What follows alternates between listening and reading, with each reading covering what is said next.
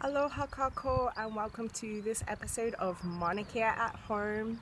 My name is Harriet Parsons. I'm a support astronomer for the James Clerk Maxwell Telescope. And today we're going to look at how the sun creates shadows and how those shadows change because of the Earth's rotation. We live on planet Earth and I live here in Hawaii. Now, if I was the sun in our planet and Hawaii is facing towards the sun, then it's daytime. The other side of the planet, it's in nighttime. In fact, I'm originally from the UK, so in general, when it's nice and sunny here in Hawaii, it's nighttime in the UK. So, as the Earth rotates in its spin, its orbit, we get daytime and nighttime. So here, as Hawaii comes towards the sun, we get sunrise, we get the middle of the day, we get beautiful sunsets, and then when it's facing away from us, we see that beautiful night sky.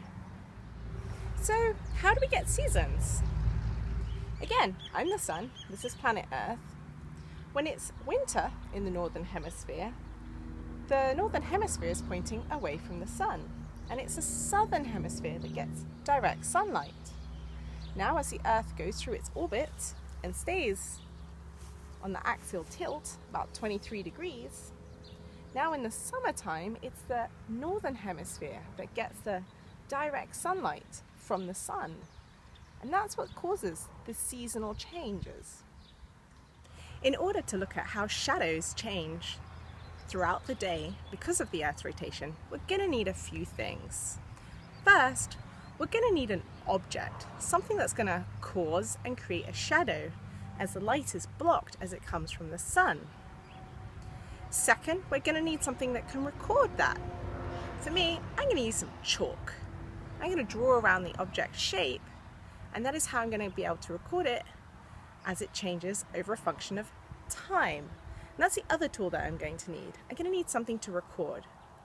Now for my object, I'm going to use a family member, but maybe you can just use some household item. Maybe you don't have chalk and a nice space to draw on. Okay, maybe try using a piece of paper and a pen instead.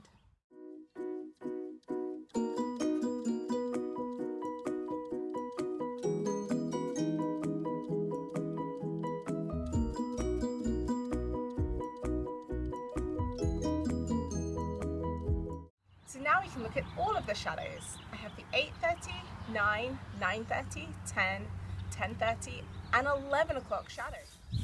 So what did we see? Well, we found that when the sun was low in the horizons, the shadows were longer. And when the sun was higher in the sky, the shadows were shorter. By coming out every half an hour, I was able to see how the shadows lengthened as a function of time. What I found out was that when the sun was lower on the horizons, the shadows appeared to move a lot faster than when the sun was higher in the sky. Another thing that I noticed was the angle of the shadows. The shadows didn't simply change in a line, they actually changed at an angle. So to wrap up, what did we learn?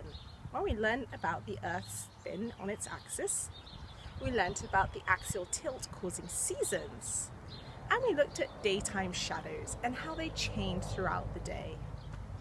My challenge to you, go out, give it a try. Do you see the shadows changing? How do they change? And maybe at night you can play around with a flashlight at home and create your own shadows, or maybe even some shadow puppets. And now all I want to wish you is aloha and a hui hou.